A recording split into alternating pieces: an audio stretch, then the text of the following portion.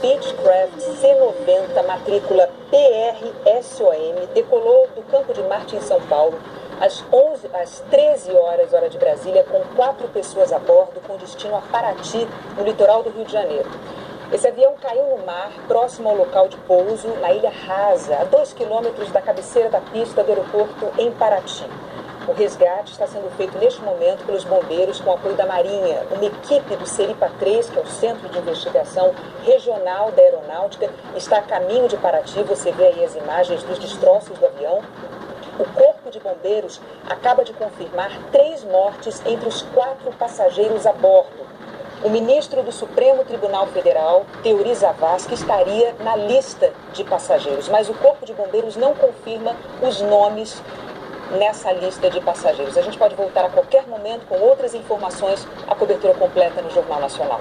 Até já.